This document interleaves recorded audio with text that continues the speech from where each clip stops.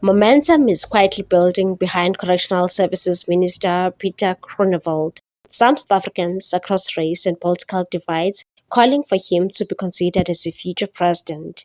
The praise follows what many describe as a sweeping turnaround of the country's correctional system. Political analyst Prof. Lesiba Tifo is among those leading, lauding Groenewald, describing him as the standout performer in the government of national unity, and that his performance has been outstanding. Don't judge the man by his skin color or political affiliation. Assess him on performance. No politician in the past 30 years in correctional services had the brain, the capacity, or the thought to do what this man is doing. Groenewald is a model to emulate.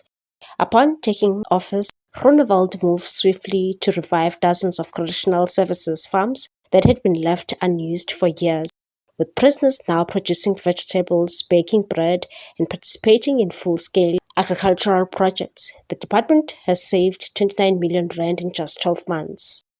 This shift marks a return to old correctional model, once common in South Africa and still widely practiced internationally, where inmates are trained in practical skills that help them contribute meaningfully to society during and after incarceration.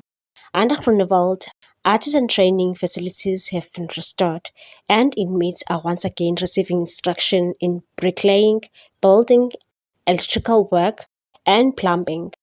Tifo argues that the decline of such training since 1994 was largely due to the rise of the tender system, which encouraged patronage and corruption by outsourcing state functions to politically connected contractors.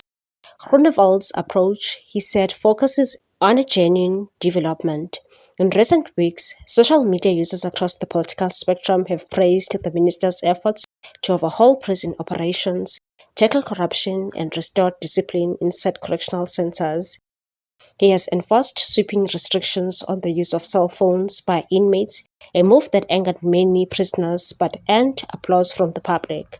The clampdown follows years of official reportedly taking bribes to allow inmates to run criminal operations from inside prison or even facilitate escapes. Civil society groups have now launched a Groenewald for president petition to gauge public sentiment about whether the minister shall be rewarded for his reforms. One ex-user posted a photo of Groenewald holding a South African flag with the caption, "I am black and I want Groenewald to save South Africa from becoming another failed African state." Groenewald has also turned attention to systematic failures, including the alarming number of remand detainees who have been awaiting trial for more than a decade. He has expressed concern about the country's overcrowded prisons, currently holding more than 26,000 inmates, and the financial strain this places on the state. The department is now exploring plans to deport foreign national prisoners to ease overcrowding and reduce cost. Department officials say Groenewald's reforms are rooted in extensive consultations with staff nationwide. Many have applauded him for taking their concerns seriously, particularly regarding safety and working conditions. Since stepping into the role, Groenewald has pushed a no-nonsense, hands-on agenda to clean up corruption, rehabilitate offenders, and restore dignity to the correctional system. Moves that have prompted some South Africans to wonder whether his leadership style belongs at the highest office in the land. What's your take on this one, people? Thanks for watching. Please subscribe for more news.